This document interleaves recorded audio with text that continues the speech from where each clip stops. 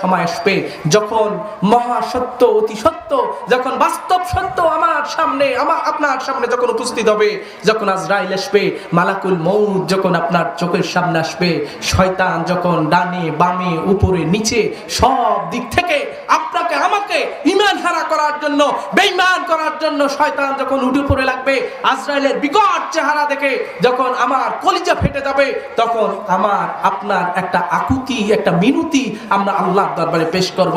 আল্লাহ পাক সেটা কোরআনুল কারীমে রেকর্ড করেছেন, ওয়ানফিকু মিম্মা রাযাকনাহুম মিন ক্বাবলি আইয়াতিয়া আহাদাকুমুল মাউত। আল্লাহ বলছে, বান্দারে মৃত্যু আসার আগে যা আছে সব দান করে দাও, কারণ যখন মহাসত্য তোমার সামনে উদ্ভাসিত হবে, ফায়াকুল রাব্বি লাউলা আখারতানি ইলা আজালিন করিব, তখন আমি বলবো, আপনি বলবেন, আল্লাহ খানিকটা সময় দাও, একটু সময় দাও, 1 মিনিট সময় দাও।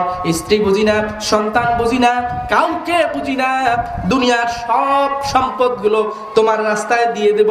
আল্লাহ মৃত্যুটা শুধু 1 মিনিট বিলম্ব করো, খানিকটা বিলম্ব করো, আমার সমস্ত সম্পদগুলো তোমার রাস্তায় দিয়ে দেব।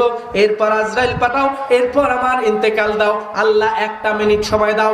আল্লাহ রাব্বুল আলামিন বলবেন, লাউলা আখারতানি ইলা আজালিন করিব ফাসাদদাকা ওয়া আকুম মিনাস সালিহিন। আল্লাহ রেকর্ড করেছেন, ওই সময় বান্দা বলবে, আল্লাহ রে একটু মাত্র সময় দাও, ফাসাদদাকা ওয়া আকুম মিনাস সালিহিন, সব কিছু তোমার দরবারে দিয়ে দেব, তোমার রাস্তায় দিয়ে আমি একজন নেক মানুষ হয়ে যাব। আল্লাহ একটু সময় দাও। আচ্ছা বলেন, আল্লাহ সময় দিবে? বলেন সময় দিবে?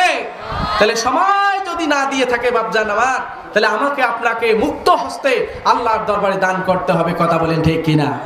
ভাইরা আমার, এত কষ্ট করে আমরা সম্পদ উপার্জন করি, আপনাদেরকে বলি, আপনি যা খাবেন, যে পোশাকটা পরিধান করবেন, আর যেটা আল্লাহর রাস্তায় দান করবেন, এই 3টা আপনার, এই 3টা ছাড়া আপনার বাড়ি গাড়ি টাকা পয়সা ব্যাংক ব্যালেন্স যা বলেন না কেন, খালি নিঃশ্বাসটা চলে যাবে মুহূর্তের মধ্যে। এই 1-2 মিনিটের মধ্যে আপনি সলিমুল্লাহর নাম আর সলিমুল্লাহ হিসেবে ডাকবে না, আপনাকে লাশ হিসেবে ডাকবে। কথা বলেন ঠিক কিনা? 10 মিনিট লাগবে না আপনার খাট থেকে আপনার মেঝেতে নামাতে। কথা বলেন ঠিক কিনা? 1 ঘন্টা লাগবে না ঘরের মেঝে থেকে আপনাকে বারান্দায় আনতে, 2 ঘন্টা লাগবে না আঙ্গিনে আনতে, 3, 4, 5, 6, 7, 8 ঘন্টার নিচে আপনি মাটির নিচে। কথা বলেন ঠিক কিনা? কার জন্য সম্পদ রেখে যাচ্ছেন? একটা বার চিন্তা করেছেন, যেই সন্তানের ভবিষ্যৎ বিনির্মাণের জন্য আমি আপনি হালাল হারাম উপেক্ষা না করে সম্পদের জন্য আমরা লাগামহীন প্রতিযোগিতায় নেমে গিয়েছি, যেই সন্তানের মুখে হাসি ফোটানোর জন্য আজ আমি আপনি সম্পদ জোগাড় করে যাচ্ছি, আমার ইন্তেকালের পরে হয়তো ওই সন্তান আমার জন্য 1 পয়সা খরচ নাও করতে পারে। কথা বলেন ঠিক কিনা? আছে না এরকম কুলাঙ্গার শয়তান সন্তান? আছে কিনা? তাহলে আপনি নিজে বাঁচার জন্য হলেও আপনাকে মৃত্যুর আগে আপনার সম্পদ আল্লাহর দরবারে আল্লাহ যখন যা চায় তা দান করতে হবে। কথা বলেন ঠিক কিনা? তো সুতরাং আমরা ব্যাংকে টাকা রাখি, কেন টাকা রাখি? আমরা ইন্স্যুরেন্স করি, আমরা সন্তানের নামে বীমা করি। আমি বলবো বাপজান, আপনি এই 70, 80, 90 বড় জোরে 100 বছর ভালো থাকার জন্য আপনি ব্যাংকে টাকা জমান, আপনি বীমা করেন, আপনার সন্তানের নামে বীমা করেন, আপনার স্ত্রীর নামে বীমা করেন।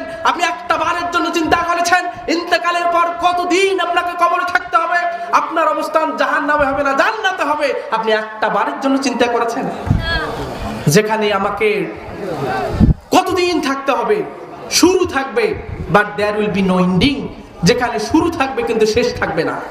আজকে ব্যাংকে টাকা জমাই, ইন্স্যুরেন্স করি, কিন্তু আল্লাহ রাব্বুল আলামিন বলছে, তোমরা দুনিয়ায় যেমনি ইন্স্যুরেন্স করো, আমার কাছে একটু ইন্স্যুরেন্স করো। মানজাল্লাযী ইয়াকরিদুল্লাহ কারদান হাসানা, কে আছো আমার ইন্স্যুরেন্সে টাকা জমা রাখবে?